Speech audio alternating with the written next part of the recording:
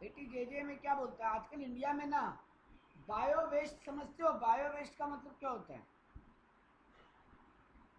वो जो पेस्टिसाइड्स और ये सब जो कूड़ा निकलता है, कचरा जो होता है, उसको लेके बहुत दिन आजकल है ना ऑर्गेनिक बहुत कुछ बना लेते हैं। तो गवर्नमेंट चाहता है वो बिजनेस प्रमोट हो। तो अगर आप कोई प्रॉफिट या गेन कमा रहे हो, कलेक्टिंग एंड प्रोसेसिंग, दो काम कर रहे हो, सिर्फ कलेक्ट नहीं कर रहे हो, सिर्फ प्रोसेस नहीं कर रहे हो, collecting and processing of biodegradable waste. Processing engage in business of collecting and processing of treating of biodegradable waste। जो कहाँ से जनरेट हो रहा है? ये बायोडिग्रेडेबल से हम क्या बना रहे हैं? सॉरी, ये बायोडिग्रेडेबल वेस्ट से हम क्या बना रहे हैं? या तो पावर जनरेट कर रहे हैं, इलेक्ट्रिसिटी, या बायो फर्टिलाइजर्स बना रहे हैं, या बायो पेस्टिसाइड्स बना रहे हैं, या कोई बायोलॉजिकल गैस बना रहे हैं, या कोई बायो फ्यूल बना रहे हैं, या कोई ऑर्गेनिक मैन्योर बना रहे हैं। ऑर्गेनिक मैन्योर वो खाद होता है, ऑर्गेनिक खाद। तो बोला अगर ऐसा कोई बिजनेस में इन्वॉल्व है तो पहला 5 साल तक जितना प्रॉफिट कमाए 100% डिडक्शन है। जितना प्रॉफिट कमाएंगे पहला 5 साल, कंसेक्यूटिव 5 ईयर, लगातार 5 साल प्रॉफिट, सॉरी पहला 5 साल नहीं, लगातार 5 साल जो प्रॉफिट कमाएंगे बिजनेस चालू करते ही, वो एग्जम्प्टेड हो जाएगा।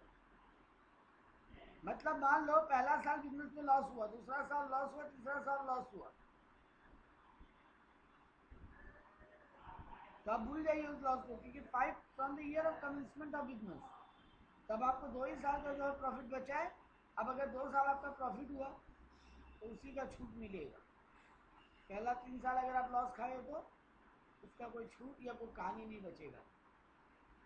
तो बिजनेस कमेंसमेंट हुआ, वहाँ से लगातार 5 साल आपको छूट मिल जाएगा। बाकी रूल वही है कि आप 80IA में छूट नहीं ले रहे हो, आप डबल डिडक्शन नहीं ले रहे हो, आप टाइमली रिटर्न फाइल किए हो, वो सब बाकी कॉमन पॉइंट है।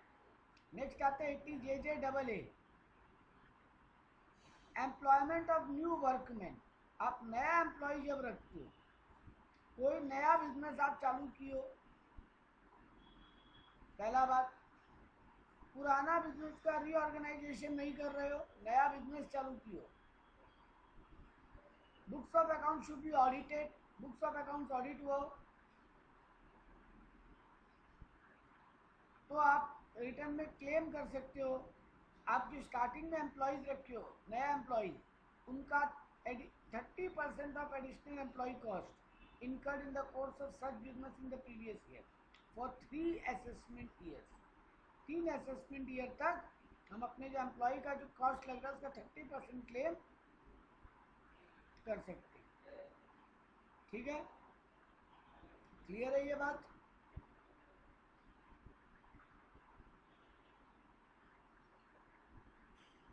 Thirty percent of additional employee, जो हम एक्स्ट्रा एम्प्लॉय रखे हैं, एडिशनल एम्प्लॉय जो हम रखे हैं ना, उनका जो कॉस्ट इनकर हो रहा है, उस कॉस्ट का 30%। पहला 3 साल तक हम छूट ले सकते। ठीक है, इसमें और कुछ ज़्यादा एक्स्ट्रा बात याद रखने को नहीं है। इतना लंबा चौड़ा ज्ञानवादी याद मत रखो, कोई फायदा नहीं है।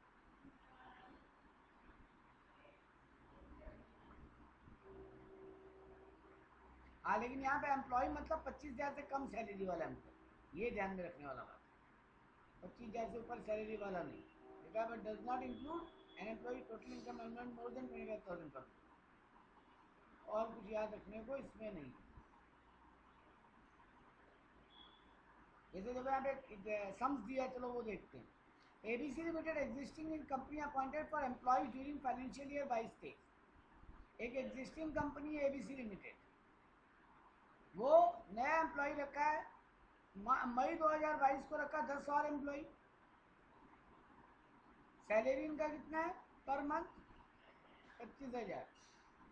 फिर 1 जून को और 15 एम्प्लॉय रखा उसी साल में, है ना, 22-23 में, जिसका सैलरी कितना है लेकिन 28,000 पर मंथ पर पर्सन। और फिर 1 मार्च 2023 को और 20 एम्प्लॉय रखा, इनका सैलरी कितना है? 24,500 पर मंथ। तो यहाँ बोल रहे 80 JJA में कितना डिडक्शन मिलेगा? तो देखो पहले क्या निकाला, टोटल सैलरी कितना हो रहा है, सैलरी निकाल के निकालो पहले।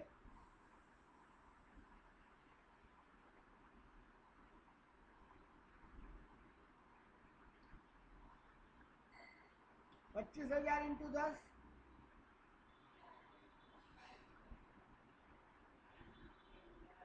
2.5 लाख।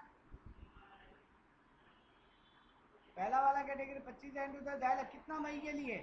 मई, जून, जुलाई, अगस्त, सितंबर, अक्टूबर, नवंबर, दिसंबर, जनवरी, फरवरी, मार्च, 11 महीने के लिए। तो 25 लाख इंटू 11 कितना होगा?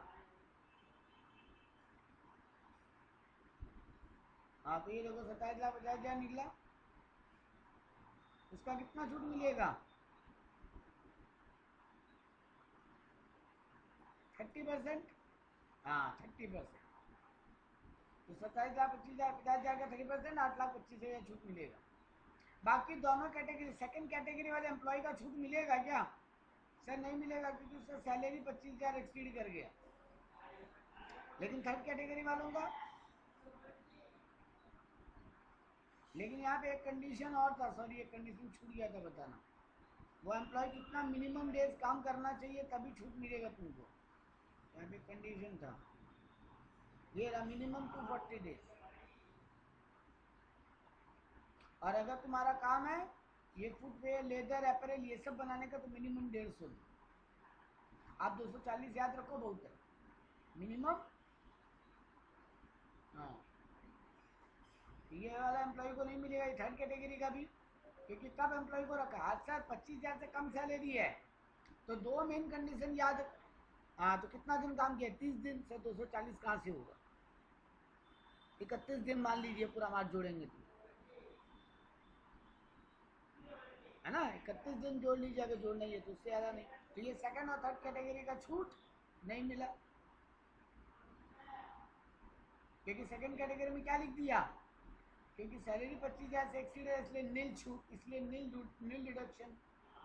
और दूसरा केस में क्या बोला कि वो रिक्वायर्ड नंबर ऑफ डेज पूरा नहीं किया। तो दो ही कंडीशन 80 JJ डबल ए में याद रखने को है। क्या क्या सर?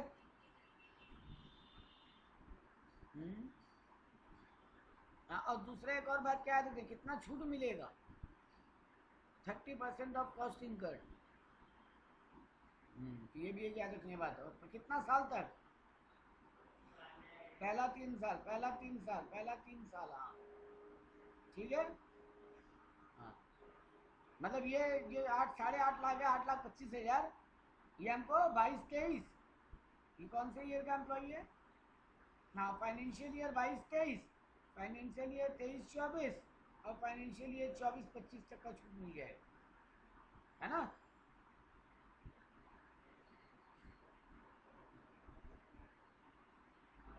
तब नहीं मिलेगा, तब नहीं मिलेगा अगला साल। लेकिन अगर सैलरी इंक्रीमेंट नहीं होता तो ये वाला कैटेगरी का भी छूट मिल जाएगा, थर्ड कैटेगरी वाला को। तो क्या बोलो 240 दिन से ज़्यादा काम कर लेंगे। ठीक है सर, लेकिन कैटेगरी 2 वालों का कभी नहीं मिलेगा, ऑलरेडी 2500 पर सैलरी। चलो नेक्स्ट आता है 80 LA। 80 LA बोलता है ऑफशोर बैंकिंग। ये ऑफशोर बैंकिंग क्या होता है? देखो इंडिया में नॉर्मल बैंक तो हर जगह खुलता है, लेकिन एकदम बैकवर्ड एरिया, मतलब एकदम ऑफशोर एरिया में लोग बैंक, SEZ एरिया, वो सब एरिया में लोग बैंक खोलना नहीं चाहता। क्यों नहीं खोलना चाहता बोलो? एकदम बैकवर्ड एरिया में कोई बैंक क्यों नहीं खोलना चाहता? कमाई नहीं होगा सर उतना, क्योंकि उतना बैंकिंग ट्रांजेक्शन ही नहीं होगा।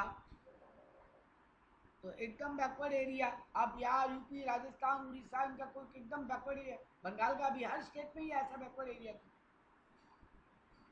है ना। महाराष्ट्र जैसा स्टेट में भी बैकवर्ड एरिया तो है सर, तमिलनाडु जैसा स्टेट में बैकवर्ड एरिया तो है सर। उनमें बैंक खोलेगा, दिन का 10 ट्रांजेक्शन नहीं होगा, तो बैंक कमाएगा क्या? कमाएगा नहीं, तो स्टाफ का सैलरी, बाकी खर्चा सब कौन मेंटेन करेगा? तो वहाँ बैंक खोलना नहीं चाहता, बट गवर्नमेंट चाहता है वहाँ भी बैंक खुले। तो गवर्नमेंट इनको बोलता है चलो आपको एक ऑफर देते हैं, डिडक्शन का एक छूट का जगह देते हैं। तो कोई भी अगर scheduled bank offshore banking unit खोल के रखा है, वहां ब्रांच खोल के रखा है। कहाँ पे? स्पेशल इकोनॉमिक जोन एरिया वाला, मतलब SEZ एरिया। ठीक है, तो उनको क्या बोला गया? उनको छूट मिलेगी। ठीक है, कितना छूट मिलेगा सर? ये रहा, नीचे आते हैं अमाउंट पे रुको। हाँ, लेकिन दो कंडीशन सेटिस्फाई करना पड़ेगा। एक तो चार्टर्ड अकाउंटेंट, सर्टिफाइड अकाउंटेंट होना चाहिए, अकाउंट्स होना चाहिए, एक स्टेटमेंट मिलेगा CA से प्रूफ के रूप में। तो देखो कितना लंबा चौड़ा ज्ञान लगी है छूट का। For any 10 consecutive assessment year at the option of the SSC out of 15 में कोई 10 साल तुम 100% छूट ले सकते हो। अगर तुम्हारा unit of an international financial service centre है, मतलब कोई फॉरेन का बैंक इंडिया में खुलता है, कोई फॉरेन बैंक अगर इंडिया में ब्रांच खोलता है ऑफशोर एरिया में, SEZ एरिया में, तो 15 साल में कोई लगातार 10 साल वो लोग 100% छूट ले सकते। और एनी अदर है, मतलब फॉरेन वाला नहीं है, तो सर 5 कंसेक्यूटिव ईयर तक, जिस ईयर से बिजनेस चालू हुआ 100% छूट मिल जाएगा, और नेक्स्ट 5 ईयर्स तक 50% छूट मिल जाएगा। तो फॉरेन बैंक को क्या बोला? पहला 15 साल में कोई भी 10 साल, पहला 15 में कोई भी 10 साल 100% छूट ले लो, लगातार 10 साल। लेकिन मतलब जिस साल से छूट क्लेम करना स्टार्ट कर दिए, फिर कोई ईयर में गैप नहीं है। अब लॉस है तो लॉस है, कुछ कर नहीं सकते। और इंडियन बैंक के अदर देन ये इंटरनेशनल फाइनेंशियल सर्विस सेंटर के अलावा बाकियों को क्या बोला? पहला 5 साल 100% छूट ले लो, नेक्स्ट 5 साल 50%। ठीक है,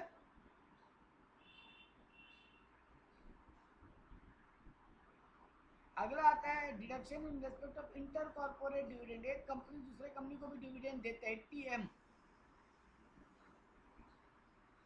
इसमें कुछ नहीं याद रखने का, इसमें खाली क्वांटम ऑफ अमाउंट याद रख लो, बहुत है। एक कंपनी अगर दूसरे कंपनी को डिविडेंड दे रहा है, इंटर कॉर्पोरेट डिविडेंड है, तो मिनिमम ऑफ द फॉलोइंग का छूट मिलेगा। Dividend so received by the SSC और dividend distributed within due date. जितना डिविडेंड तुमको मिला है या जितना डिविडेंड वो लोग बांटा है, व्हिचएवर इज लोअर का छूट तुमको मिल जाएगा। ये उतना काम का सेक्शन नहीं है, जस्ट हेडिंग देख के छोड़ सकते। नेक्स्ट आया, ये वाला क्लियर है तो कि कुछ और बोलना है इसमें?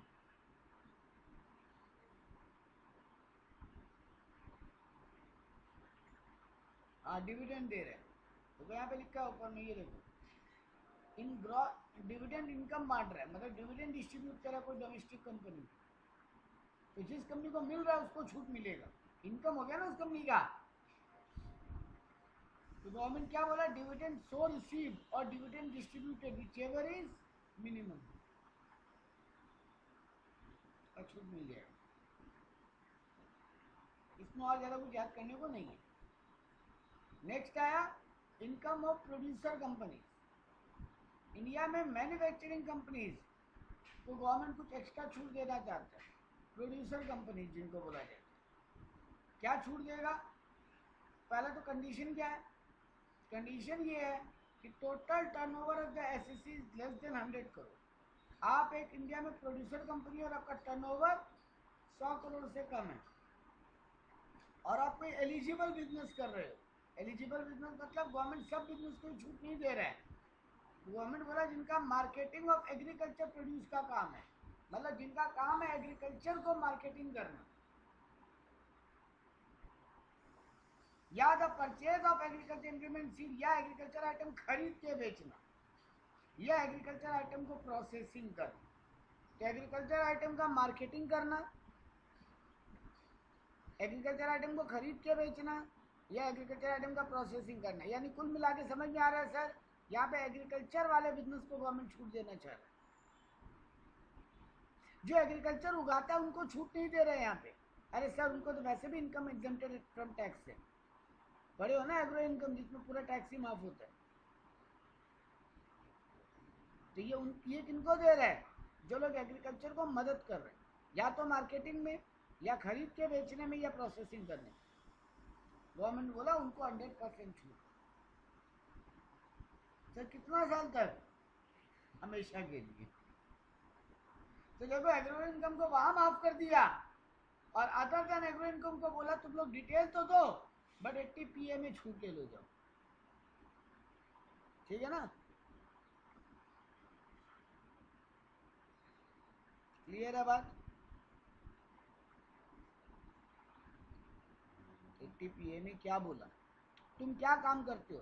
तुम एग्रीकल्चर का काम नहीं करते हो, तुम एग्रीकल्चर का मार्केटिंग। मान लो नीरज नीरज खेती बाड़ी का काम करता है, नीरज एग्रीकल्चर उगाता है, लेकिन अश्मिता जो है वो एग्रीकल्चर का मार्केटिंग में मदद करती है, बिकवाने में। मार्केटिंग होता है ना, एडवर्टीजमेंट और ये सब। हाँ, या फिर मजकूर का काम है ये सब आइटम खरीद के बेचना, या फिर कोई एक जन का काम है इन सब आइटम को प्रोसेसिंग करना, मतलब पीस के कुछ और बनाना, गेहूं का दाना को पीस के आटा बनाना, ये सब काम करना, तो उनको छूट है। लेकिन अब मजेदार बात देखो, फ्रॉम असेसमेंट ईयर 25-26 से इनका छूट खत्म हो जाएगा, उतना ही तक छूट है। मतलब असेसमेंट ईयर 25-26 मतलब प्रीवियस ईयर क्या हो गया, फाइनेंशियल ईयर क्या हो गया। Very good. 24-25 तक जो कमाएगा, मतलब मार्च 25 तक का जो बिजनेस कर रहा है, अभी क्या चल रहा है, मार्च 23 गया है, मार्च 24 आएगा, मार्च 25 आएगा, बस उतना ही तक इन बिजनेस को छूट दिया। अगला 2 साल और इनके लिए छूट अवेलेबल है, उसके बाद बंद हो जाए। ठीक है? तो ऐसा कोई बिजनेस चालू करता है, हाँ वो अलग बात है, लेकिन मेरे साथ तो नहीं भी ला सकते अमेंडमेंट बेटा। गवर्नमेंट चाहता है ये बिजनेस चालू, ये लोग मदद करें एग्रीकल्चर को, लेकिन क्या जिंदगी भर थोड़ी ना इनको भी टैक्स में छूट दे देगा। फिर तो एग्रीकल्चर वालों को भी टैक्स में माफ, इनको भी टैक्स में माफ, ये तो मजाक थोड़ी नहीं। ठीक है? मोटा मोटी एंडिंग की तरफ आ गए हम लोग। 80 Q Q B. Q Q B होता है जो लोग बुक के ऑथर होते हैं ना, बुक के ऑथर। मान लो हम कोई बुक लिखा, अकाउंट्स का, टैक्स का या शायरी का, कोई भी बुक्स लिखा, हम राइटर है, राइटर। अब मान लो मजकूर एक पब्लिकेशन हाउस चलाता है जो मेरा बुक छाप के बेचेगा, है ना? आप लोग कोई भी बुक पढ़ते हो बेटा, जैसे आप लोग टैक्स का बुक देखियो, उसका राइटर कौन है, संजय मुंद्रा और बोलो, लेकिन नीचे क्या लिखा है, लॉ पॉइंट पब्लिकेशन। हाँ, पब्लिश है, बुक छापने वाला कोई होगा ना, बुक लिखने वाला कोई और होता है और बुक छाप के बेचने वाला कोई और। तो ये छाप के बेचने वाला लोगों को, हमको क्या फायदा होगा अगर हम बुक लिखा है, मान लो हम बुक लिखा है और मजकूर एक पब्लिकेशन हाउस चलाता है, तो मजकूर मेरा बुक छाप के बेचेगा, मजकूर तो कमाएगा, मेरे को क्या फायदा? बोलो। हाँ वेरी गुड। हमको कुछ देगा, उस कुछ को क्या बोलते हैं? कुछ कुछ होता है तो नहीं बोलते, क्या बोलते हैं? उसको बोलते हैं बेटा रॉयल्टी।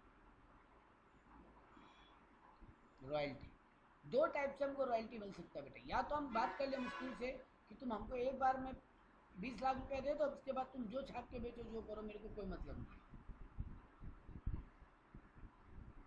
5 साल का मान लो हम राइट दे दिया उसको, हमको एक बार में 20 लाख दे दो, अगले 5 साल तुम जो छाप के बेचो, तुम्हारा मर्जी, जितना कमाओ नहीं कमाओ सब तुम्हारा प्रॉब्लम। या फिर हम ऐसे कर सकते हैं कि तुम जितना बुक बेचोगे छाप छाप के, पर बुक मेरे को इतना रॉयल्टी चाहिए। दो तरीके से हम रॉयल्टी कर सकते हैं, मतलब एक लमसम अमाउंट ले ले एक बार में, फिक्स अमाउंट, या फिर पार्शियली कोई मिले। तो ये जो रॉयल्टी हमको मिला, मेरा इनकम है। अब मान लो एक एग्जांपल लेते हैं, हम एक बुक छापा, हमको पता है मजकूर उस बुक से भयानक कमाएगा। हम मजकूर को बोला हमको 2 करोड़ दे दो, अब तुमको जो बेचना है जो कमाना है कमाओ। तो बेटा जी हमको 2 करोड़ मिला, मेरा इनकम है, मेरे को टैक्स देना पड़ेगा इनकम पे, लेकिन हमको कुछ छूट भी मिलना चाहिए। तो देखो यहाँ पे क्या बोला, बोला कोई अगर कोई प्रोफेशन है कोई का बुक लिखने का, कैसा book sir, work of literary, artistic या साइंस नेचर, कोई भी बुक, मतलब पढ़ाई लिखाई का बुक हो या कोई अदर बुक हो, लेकिन क्या इंक्लूड नहीं किया भाई, ब्राउचर छापना, डायरीज छापना, मैगजीन छापना, जर्नल छापना, न्यूज़पेपर, इनको माफ नहीं किया, बुक बोला बेटा। अच्छा, टेक्स्ट बुक फॉर स्कूल्स भी नहीं, मतलब यहाँ छूट नहीं है। देखा, स्कूल स्कूल बोला नहीं बेटा। मैगजीन का क्या हो जाता है ना, मैगजीन में अलग अलग राइटर अलग अलग कंटेंट देता है। मैगजीन में क्या छपता है बेटा, एक ही राइटर का सब कुछ छप जाता है क्या मैगजीन में? तो वो मैगजीन वाला रॉयल्टी तो तोड़ तोड़ के सबको देगा ना, या मैगजीन वाला वैसे तो रॉयल्टी देगा नहीं फिर। अब किसका नॉवेल पढ़ने के किसका वाला राइट, मान लो मस्कूर भी एक कुछ लिखा, अश्मिता भी कुछ लिखी, नीरज भी कुछ लिखा, अब किसके कारण मैगजीन बिक रहा है? ऐसे मैगजीन वाला पेमेंट नहीं करते रॉयल्टी, बोलेगा एक सर्टेन फीस दे देते हैं, बस हो गया कॉलम लिखने में। अब तो न्यूज़पेपर में भी तो ऐसे बहुत सारा राइटर का बात छपता है ना, तो वो सब के लिए कैसे फीस देगा? वो तो बस एक पर्टिकुलर फीस दे देगा वो, या राइटिंग कॉलम लिखने का चार्जेस दे देगा, वो रॉयल्टी नहीं होता। रॉयल्टी क्या होता है ना, मेरा ही वो सब कुछ लिखा हुआ बुक में जो छपा, ठीक है ना। लेकिन यहाँ पे स्कूल बुक्स मना कर दिया, देखो टेक्स्ट बुक फॉर स्कूल्स को मना कर दिया, मतलब आपके नहीं टेक्स्ट बुक मतलब वो आपका, हाँ हाँ, स्कूल की किताबों पे ये छूट नहीं है, मतलब स्कूल की किताबों पे तो राइटर होते हैं ना, उनको रॉयल्टी मिलेगा, वो छूट नहीं है। सर कितना छूट मिलेगा, ये देखो यहाँ पे बोला, देखो यहाँ पे पहले तो बोला कि नेचर ऑफ इनकम, तो बोला लमसम मिल सकता है पैसा, बोला था हम स्कूल से एक बार में फीस ले लिया, या फिर हम फीस कॉपीराइट फीस की तरह लिया, मतलब जितना बुक वो कमा बना के बेचेगा उसका कमाई। यहाँ पे कमाई का भी दो तरीका बोला। सर डिडक्शन कितना मिलेगा बोलिए, अरे इस पार्ट में याद रखने लायक कुछ है नहीं। तो देखो यहाँ पे क्या दिया, 100% ऑफ सच इनकम और 3 लाख whichever इज लोअर। अगर हम रॉयल्टी ल्यू ऑफ राइट्स दे रहे, हम पूरा राइट दे दे उसको, जब तब मतलब एक बार में पैसा लेके हम स्कूल को बस राइट दे दिया पूरा। हम बोला दो तरीके से हम इनकम ले सकते हैं हम स्कूल से, या तो पर बुक या फिर एक बार में। तो एक बार में वाला में कितना छूट मिलेगा, 100% या 3 लाख विचेवर इज लोअर। अब अगर हम स्कूल से हम 2 लाख रुपए लिए तो पूरा 2 लाख माफ, लेकिन 4 लाख लिया है तो 3 लाख माफ, 1 लाख टैक्सेबल। लेकिन सर आप स्कूल से तो दूसरा वाला टाइप का एग्रीमेंट की, बेटा दोनों रॉयल्टी है। हाँ, मतलब पर बुक वाइज फीस या पर मंथ वाइज कुछ चार्जेस वैसे बात किया, तो फॉर रॉयल्टी और fees not more than 15% of the value of the book. अगर हम बुक का 15% तक का रॉयल्टी ले रहे हैं, उससे कम, तो फिर 100% और 3 लाख विचेवर इज लोअर। और अगर हम मोर देन 15% ले रहे हैं तो 100% ऑफ सच इनकम एज 15, हम 15% तक ही लिमिट कर देंगे। देखो यहाँ पे एग्जाम्पल समझना, मान लो एक बुक का कीमत 300 रुपये, ठीक है, एक बुक का कीमत 300 रुपये। मजकूर ऐसा मेरा 10,000 कॉपी बेचा, तो 10,000 इंटू 300 कितना हुआ,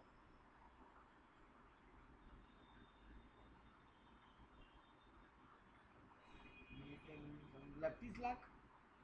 हम मजकूर को बोला हमको 12% रॉयल्टी चाहिए, तो 30 लाख का 12% कितना होगा, 3,60,000। तो भैया यहाँ पे 100% और 3 लाख नीचे लोअर तक का छूट, बाकी टैक्स, क्योंकि हम रॉयल्टी कितना ले रहे हैं, लेस देन 15% ना। लेकिन अगर हम मस्कूल को बोलता हमको 18% रॉयल्टी थी, तो हिसाब से तो 30 लाख 18% कितना होता है, 2 लाख 5,40,000। लेकिन गवर्नमेंट बोला कि नहीं, हम मानेंगे 15% तक हम रॉयल्टी को लिमिट कर देते हैं, मतलब मानेंगे कि तुमको 15% ही रॉयल्टी मिला है, तो 30 लाख का 15% 4.5 लाख, हाँ 4,50,000, तो 4,50,000 या फिर 100% ऑफ सच रॉयल्टी पीछे हुए 3 लाख, और 100% सच रॉयल्टी पीछे हुए लोअर तक का छूट मिल जाएगा। मतलब गवर्नमेंट बोला कि तुम 15% से कम रॉयल्टी हाँ, और एक होगा 3 लाख पीछे भेज लो। मतलब गवर्नमेंट बोलना ये चाह कि तुमको 15% से कम का रॉयल्टी मिले, तब तो जितना रॉयल्टी मिला या 3 लाख पीछे भेज लो छूट मिल जाए। लेकिन अगर 15% से ज़्यादा रॉयल्टी मिले तो ये जब 100% वाला वैल्यू हम कैलकुलेट करेंगे तब हम मानेंगे तुमको 15% की रॉयल्टी मिले। अब 15% निकालेंगे और 3 लाख पीछे लोअर तक का छूट देंगे। ठीक है, ये था आपका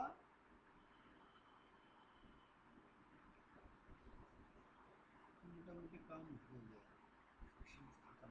80 RRB वही वापस दोबारा बोला, 80 RRB में रॉयल्टी फॉर पेटेंट होता है, वो हो गया रॉयल्टी फॉर कॉपीराइट ना, एक तरीके से बुक लिखने को कॉपीराइट बोलते हैं, बुक लिखने का राइट पे।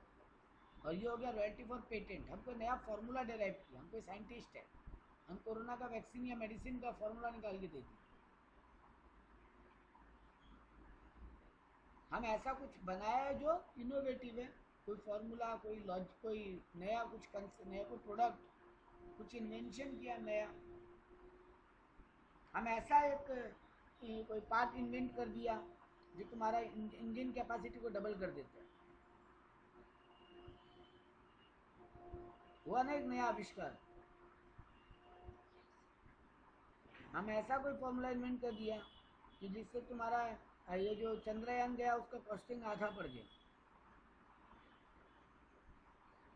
अभी एक लाइन चल रहा है ना कि कई एक फॉरेन मूवीज में जितना पैसा लगता है बनाने में उससे कम दाम में इंडिया चंद्रयान पहुंचा दिया, 650 करोड़ में इंडिया चंद्रयान पहुंचा दिया।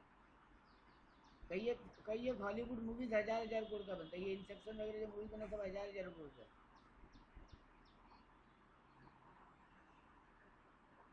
कौन सा निकला था, बहुत मूवी निकला था जो फ्लॉप हो गया। अच्छा, आदि पुरुष। हाँ, उसको लेके मीम बन गया।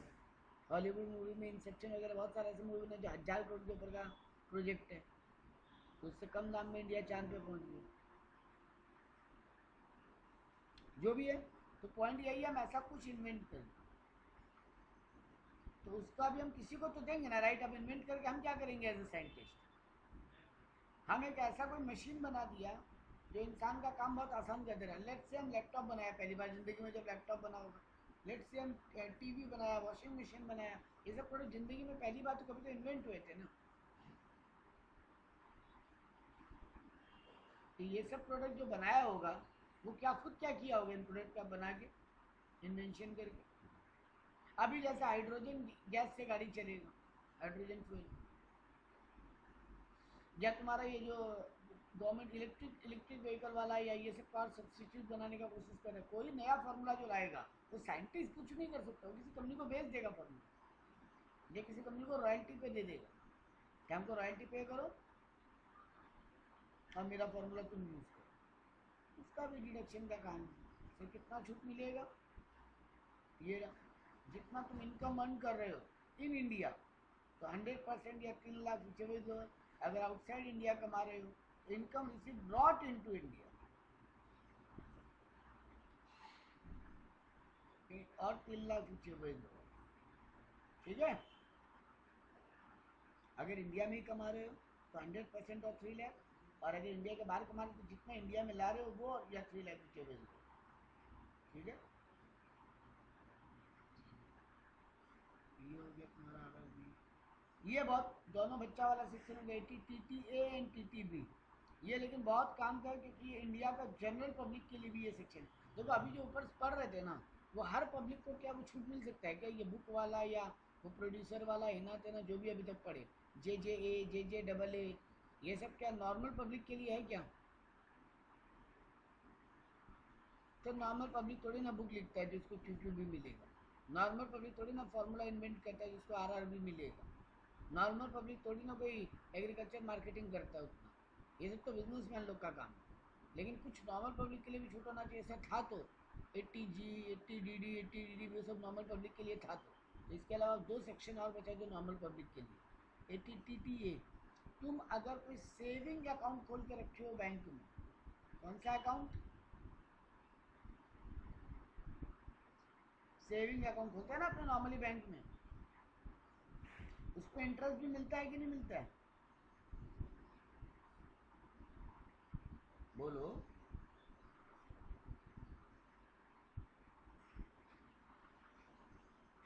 तुम सेविंग अकाउंट, तुम्हारा बैंक अकाउंट है, उस पर अगर पैसा जमा रहे तो बैंक ब्याज देता है। तो सेविंग अकाउंट में अगर तुमको कोई ब्याज मिल रहा है, जो तुम बैंक में या कोई पब्लिक सोसाइटी में या पोस्ट ऑफिस में खोले हो, तो जितना इंटरेस्ट मिल रहा है या 10,000 रुपये विचेबल लोअर तक का छूट मिल जाएगा। यही है 80TT, सेविंग बैंक अकाउंट के इंटरेस्ट पे छूट। और वही 80TT भी सीनियर सिटीजन की सेम। और वो 10,000 की जगह छूट हो जाएगा 50,000, बाकी सब कुछ सेम। तुमको जितना सेविंग अकाउंट में इंटरेस्ट मिल रहा है या 50,000 रिचेबल लोअर, अगर तुम सीनियर सिटीजन हो तो। और अगर तुम सीनियर सिटीजन नहीं, नॉर्मल सिटीजन हो तो इंटरेस्ट ऑफ सेल्फ डिपॉजिट या 10,000 रिचेबल लोअर। हाँ, आखिरी सेक्शन और चैप्टर खत्म। 80 जो हम लोग पहले भी पढ़ चुके हैं। हम लोग पढ़े थे 80DD, डिपेंडेंट डिसेबल। अगर हम ऐसा कोई आदमी को संभाल रहे हैं जो बहुत डिसेबल्ड है फिजिकली, वही मोर देन 80% या लेस मोर देन 40% वाला सीवियर या नॉन सीवियर डिसेबल। अगर हम खुद के लिए वैसा कोई खर्चा कर रहे हैं, हम खुद डिसेबल हैं, 80U, यू माने तुम, यू वाई यू। अगर तुम डिसेबल हो तो भी तुमको भी छूट मिल सकता है, सेम कहानी। अगर सीवियरली डिसेबल हो मोर देन 80% तो 1,25,000 तक का छूट।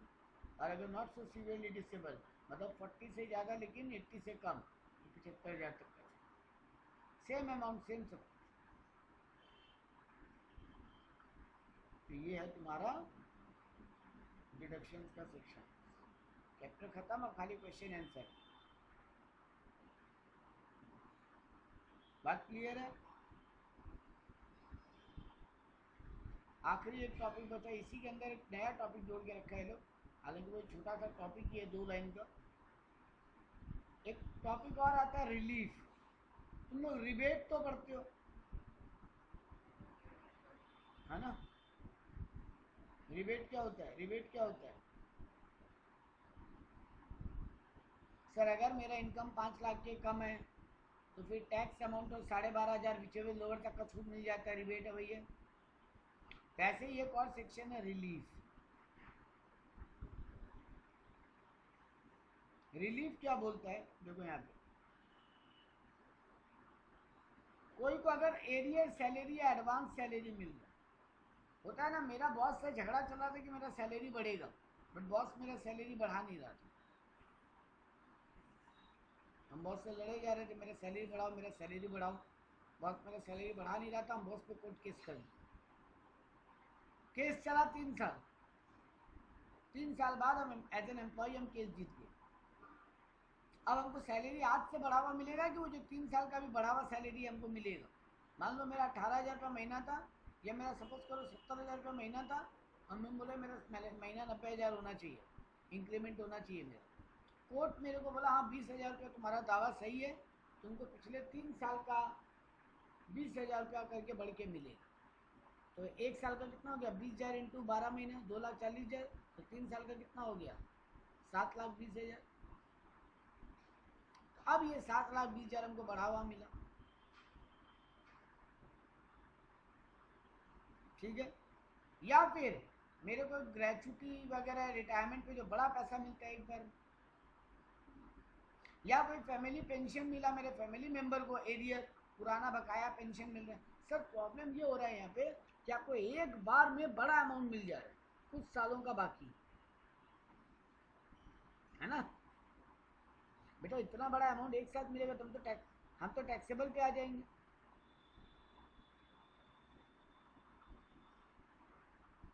तो मेरे को तो ज़्यादा टैक्स लग जाएगा। तो वो लोग को यहाँ पर रिलीफ देने का बात,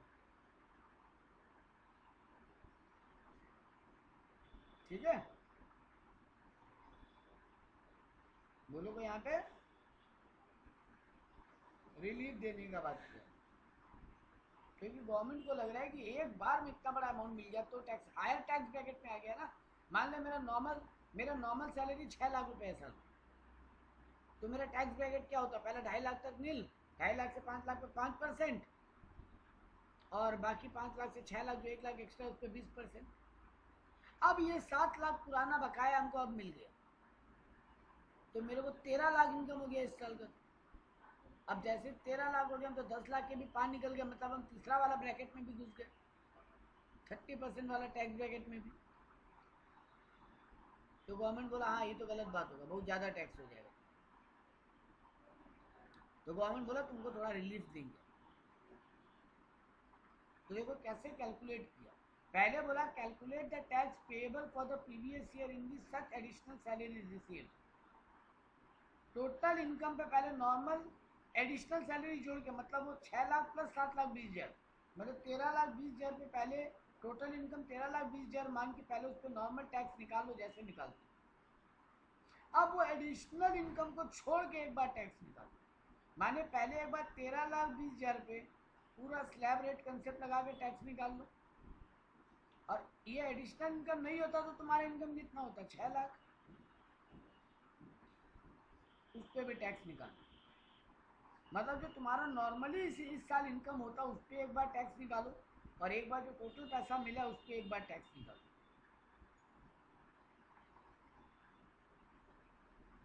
ठीक है।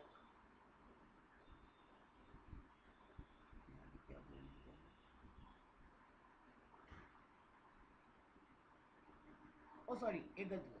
पहला स्टेप में ये बोल रहा है ये उस साल के लिए करो जिस साल का ये पैसा तुमको एक्स्ट्रा मिला है, जिस साल का एक्स्ट्रा पैसा अब मिला है। और एक बार अब करंट ईयर के लिए भी यही सेम चीज रिपीट करो, और अब डिफरेंस को माइनस करो। मतलब एक बार उस साल के लिए टैक्स कैलकुलेट करो जिस साल के लिए एक्स्ट्रा पैसा मिला है एडिशनल, एक बार यही चीज करंट ईयर के लिए रिपीट करो, और फिर दोनों का डिफरेंस निकाल के माइनस करो। सर नहीं समझ में आया? नहीं आया समझ में? चलो एक सम से करते हैं और चैप्टर को डन कर देते।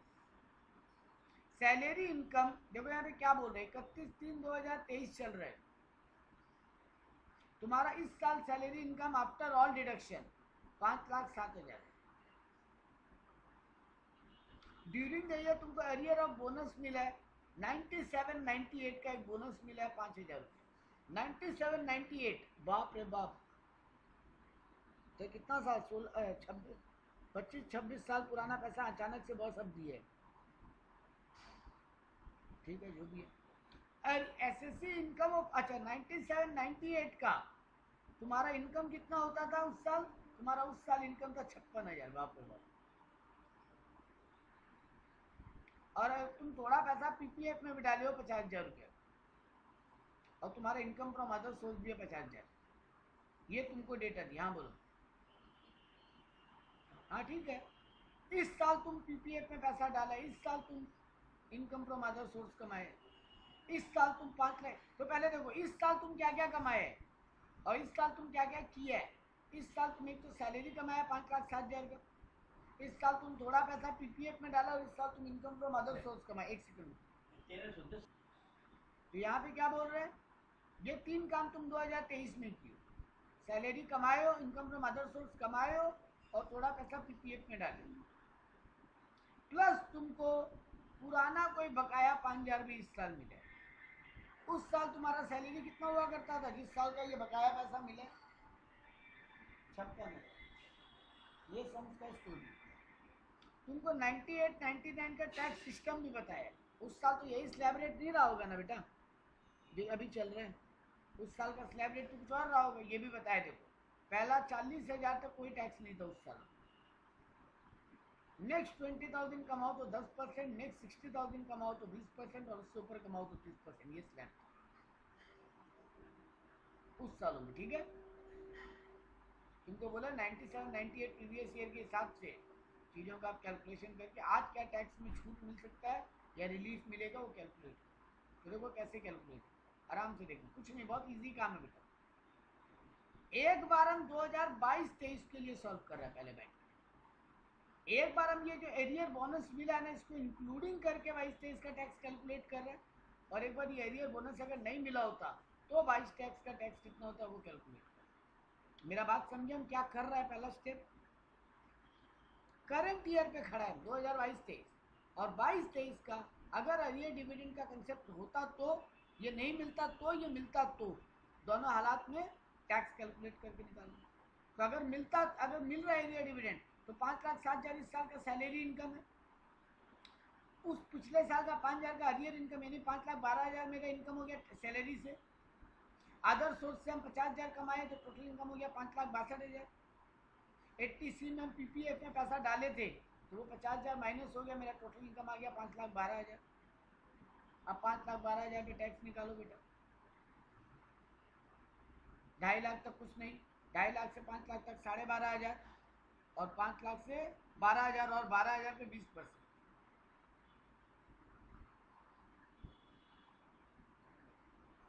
2,400 रुपया और 2,400 रुपया और तो 2,400 प्लस 12,500 14,900 और उस पर 4% सेस।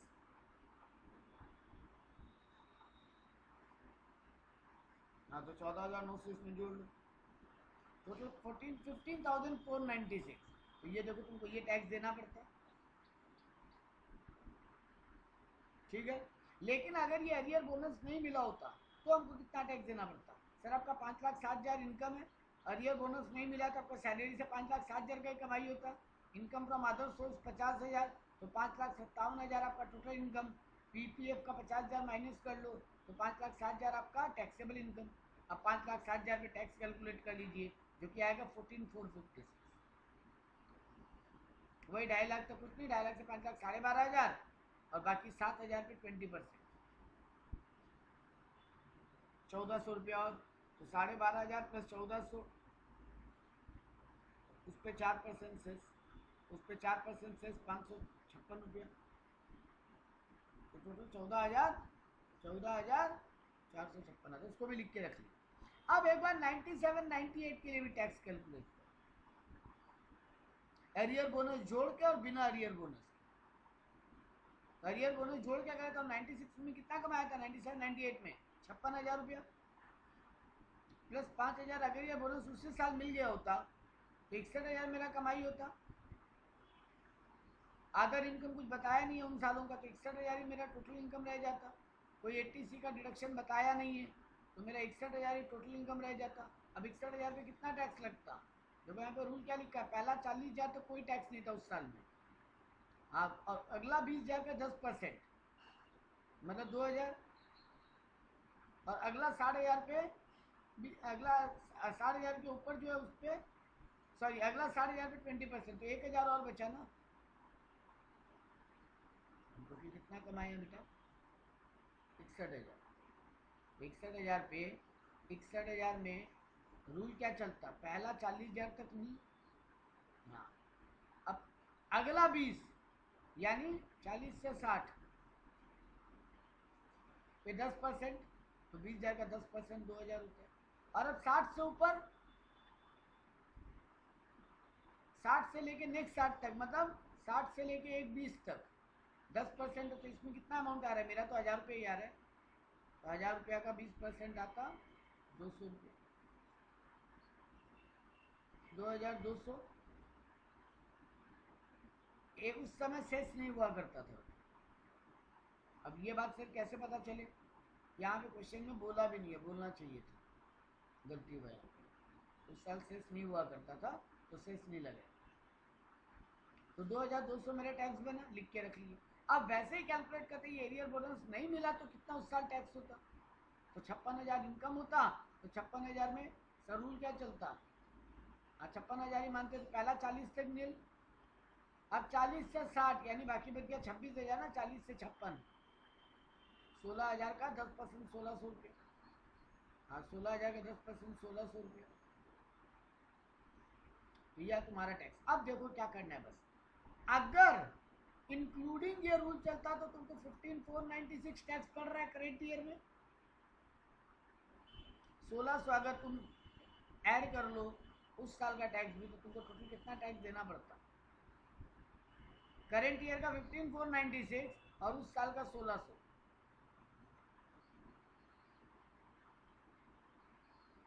हाँ बेटा अगर इस साल इंक्लूड कर लिए, हाँ तो बेटा इस साल अगर इंक्लूड कर लिए तो उस साल भी इंक्लूड कर लोगे, दो बार टैक्स देना था क्या एक ही अमाउंट।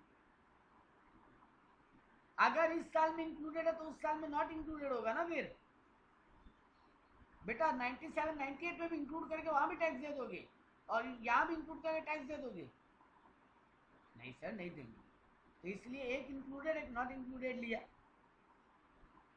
तो करंट ईयर में अगर इंक्लूड किया तो मानेंगे 97 98 में नॉट इंक्लूडेड वाला, तो करंट ईयर में 15,496 इंक्लूडेड में आ रहा है, नॉट इंक्लूडेड में 1600, तो टोटल आ गया 17,096। वैसे ही अब दोनों एक अगेन अगर करंट ईयर में नॉट इंक्लूडेड वाला लोगे 14,456, तो उस ईयर में फिर इंक्लूडेड वाला लो 2200 रुपये, तो तुम्हारा टोटल टैक्स कितना होता है? 16,656। दोनों का जो डिफरेंस है उतना छूट दे देगा गवर्नमेंट को। हाँ, उसके लिए इतना कैलकुलेशन करना पड़ेगा। ठीक है, सेम चीजें, सेम चीज ग्रेचुटी का सम में की है। आप इसका सम भी देखना, नहीं समझ में आएगा तो अपने करेंगे। सेम चीज ग्रेचुटी के सम में भी किया, ऐसा कुछ एक्स्ट्रा ऑर्डिनरी नहीं है, सेम चीज।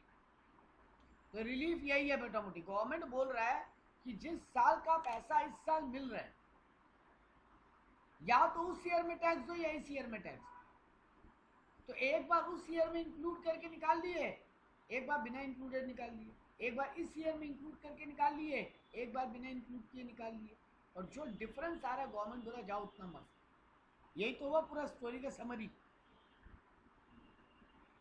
एक बार करंट ईयर में इंक्लूड और उस ईयर में नॉट इंक्लूड करके निकाल लिए, एक बार करंट ईयर में नॉट इंक्लूडेड तो उस ईयर में इंक्लूड करके निकाल लिए। दोनों को जोड़ जोड़ के दोनों का जो डिफरेंस आ रहा है वो डिफरेंस गवर्नमेंट बोला जाओ तुमको रिलीफ दे। ठीक है, ये है तुम्हारा कहानी चैप्टर खत्म।